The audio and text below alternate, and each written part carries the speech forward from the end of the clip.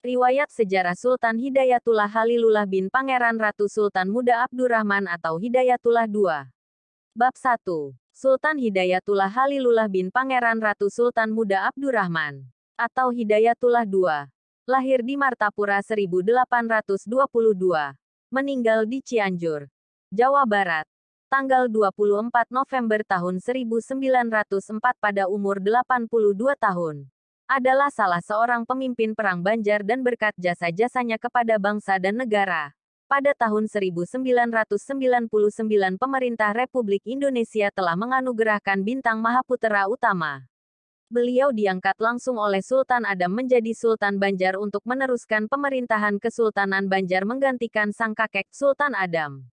Hidayatullah menjadi satu-satunya pemimpin rakyat Banjar antara tahun 1859 sampai 1862 pasca Hindia Belanda memakzulkan abang tirinya Tamjidullah II sebagai Sultan Banjar versi Belanda pada tanggal 25 Juni tahun 1859. Walaupun menurut surat wasiat Sultan Adam ia ditetapkan sebagai Sultan Banjar penggantinya kelak, tetapi masih banyak rintangan yang menghalanginya. Oleh Belanda ia hanya mendapat posisi Mangkubumi sejak tanggal 9 Oktober tahun 1856. Langkahnya sebagai pengganti Sultan Adam menjadi lebih terbuka pada Februari tahun 1859. Nyai Ratu Komalasari, permaisuri almarhum Sultan Adam, beserta putri-putrinya, telah menyerahkan surat kepada Pangeran Hidayat, bahwa Kesultanan Banjar diserahkan kepadanya sesuai dengan surat wasiat Sultan Adam. Sebelumnya Nyai Ratu Komalasari sempat mengusulkan satu-satunya putranya yang masih hidup yaitu Pangeran Prabu Anom sebagai pengganti Sultan Adam. Selanjutnya Pangeran Hidayat mengadakan rapat-rapat untuk menyusun kekuatan. Dan pada bulan September tahun 1859, Pangeran Hidayatullah II dinobatkan oleh para panglima sebagai Sultan Banjar dan sebagai Mangkubumi adalah Pangeran Wirakasuma, putra Pangeran Ratu Sultan Muda Abdurrahman dengan Nyai Alimah. Ayah beliau adalah Pangeran Ratu Sultan Muda Abdurrahman bin Sultan Adam Al-Watsik Billah. Sedangkan ibu beliau adalah Ratu Siti binti Pangeran Mangkubumi Nata yang juga bangsawan Keraton Banjar golongan Tutus Puri Raja. Pangeran Hidayatullah mewarisi darah biru Keraton Banjar berdarah Kasuma alias Ningrat Murni dari kedua orang tuanya. Karenanya menurut adat keraton sebagai kandidat utama sebagai Sultan Banjar dibandingkan Pangeran Tamjidullah II yang berasal dari istri selir, Nyai, yang bukan Tutus, bangsawan Keraton Banjar. Kandidat yang lain, yang diusulkan permaisuri Sultan Adam, adalah Pangeran Prabu Anom putra almarhum Sultan Adam dengan Nyai Ratu Komalasari. Pangeran ini diasingkan Belanda ke Jawa dengan surat yang ditanda tangani oleh Sultan Tamjidullah II. Sehari setelah pengangkatannya oleh Belanda menjadi Sultan Banjar. Peristiwa diasingkannya Pangeran Prabu Anom paman Sultan Hidayatullah dan pengasingan Pangeran Tamjidillah membuat geram Sultan Hidayatullah dan bangsawan lainnya. Campur tangan Belanda dalam pengangkatan Sultan Banjar berkaitan status Kesultanan Banjar yang menjadi tanah pinjaman daerah protektorat dari VOC Belanda sejak tanggal 13 Agustus tahun 1787 di masa Tahmidullah II. Pangeran Hidayatullah adalah Sultan Banjar yang dengan tipu muslihat penjajah Belanda ditangkap dan kemudian diasingkan bersama dengan anggota keluarga dan pengiringnya ke Cianjur. Di sana beliau tinggal dalam suatu pemukiman yang sekarang dinamakan Kampung Banjar atau Gang Banjar. Sultan Hidayatullah wafat dan dimakamkan di Cianjur. Sultan Hidayatullah pada tahun 1999 mendapat bintang kenegaraan dari pemerintah RI. Pada tanggal 30 April tahun 1856, Pangeran Hidayatullah menandatangani persetujuan pemberian konsesi tambang batu bara kepada Hindia Belanda karena pengangkatannya sebagai Mangkubumi Kesultanan Banjar yang sebelumnya didiskusikan terlebih dahulu dengan kakeknya Sultan Adam.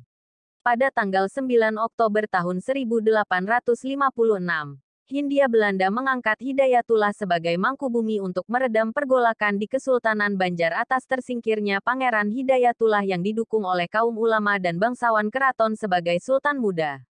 Pada tanggal 18 April tahun 1859 terjadi penyerangan terhadap tambang batu bara Oranye Nassau milik Hindia Belanda dipimpin oleh Pangeran Antasari, pembekal Ali Akbar, Mantri Temeng Yuda Panakawan atas persetujuan Sultan Hidayatullah.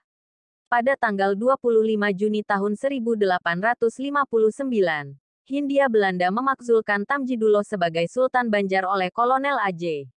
Andresen untuk memulihkan keadaan. Dengan siasat menempatkan Sultan Hidayatullah sebagai Sultan Banjar dan menurunkan Pangeran Tamjidullah karena Belanda menilai penyerangan tambang batubara mereka berkaitan dengan kekuasaan di Kesultanan Banjar. Sultan Hidayatullah dinilai sebagai tokoh penting dalam penyerbuan ke tambang batubara Pengaron, sehingga harus dijinakkan dengan menempatkan Sultan pada posisinya sesuai surat wasiat Sultan Adam. Akan tetapi pengangkatan oleh Belanda ini ditolak mentah-mentah dan didukung oleh seluruh bangsawan maupun rakyatnya. Pada tanggal 5 Februari tahun 1860 Belanda mengumumkan bahwa jabatan Mangkubumi Pangeran Hidayat dihapuskan. 6. Selanjutnya pada tanggal 11 Juni tahun 1860, Residen IN. Nieuwenhuizen mengumumkan penghapusan Kesultanan Banjar. Pada tanggal 10 Desember tahun 1860, Pangeran Hidayatullah melantik Gamar dengan gelar Tumenggung Cakrayuda untuk mengadakan perang sabil terhadap Belanda. Dalam bulan Juni tahun 1861 Sultan Hidayatullah berada di Gunung Pamaton, Kabupaten Banjar. Rakyat Gunung Pamaton menyambut kedatangan Sultan Hidayatullah dan rakyat membuat benteng pertahanan sebagai usaha mencegah serangan Belanda yang akan menangkapnya. Sementara itu Sultan Hidayatullah berunding dengan Mufti di Martapura. Perundingan pertama diadakan di Kalampayan dan yang kedua di Kampung Dalam Pagar. Dalam perundingan itu disepakati rencana akan melakukan serangan umum terhadap kota Martapura. Para penghulu dan alim ulama akan mengerahkan seluruh rakyat melakukan jihad perang sambil mengusir Belanda dari bumi Banjar. Serangan umum ini direncanakan dilakukan tanggal 20 Juni tahun 1861. Tetapi rencana itu bocor ke tangan Belanda. Oleh karena itu sebelum tanggal 20 Juni Belanda secara tiba-tiba menyerang benteng Gunung Pamaton tempat pertahanan Sultan Hidayatullah. Serangan Belanda itu dapat digagalkan dengan banyak membawa korban di pihak Belanda. Sementara itu di Kampung Kiram, tidak jauh dari Gunung Pamaton dan di daerah Banyu Irang, Pambakal Intal dan pasukan Tumenggung Gumar telah berhasil menghancurkan kekuatan Kopral Neili. Mayat-mayat pasukan Belanda ini dihanyutkan di Sungai Pasiraman. Pambakal Intal berhasil menguasai senjata serdadu Belanda ini. Untuk menghadapi serangan umum terhadap Martapura ini asisten Residen Mayor Koch yang merangkap menjadi panglima di daerah Martapura meminta bantuan kepada Residen Gustav Verspik di Banjarmasin. Residen segera mengirimkan bantuan dengan mengirimkan kapal perang Van Os yang mengangkut meriam dan perlengkapan perang lainnya. Serangan selanjutnya dilakukan oleh Mayor Koch secara besar-besaran terhadap benteng Gunung Pamaton, mendahului rencana serangan umum terhadap Martapura oleh rakyat yang bocor ke pihak Belanda. Rakyat seluruh daerah Martapura dan sekitarnya bangkit melakukan serangan sehingga hampir di seluruh pelosok terjadi pertempuran. Pertempuran terjadi pula di Kuala Tambangan. Tumenggung Gamar yang akan membawa pasukannya memasuki kota Martapura ternyata tidak berhasil, karena Belanda telah mempersiapkan pertahanan yang lebih kuat.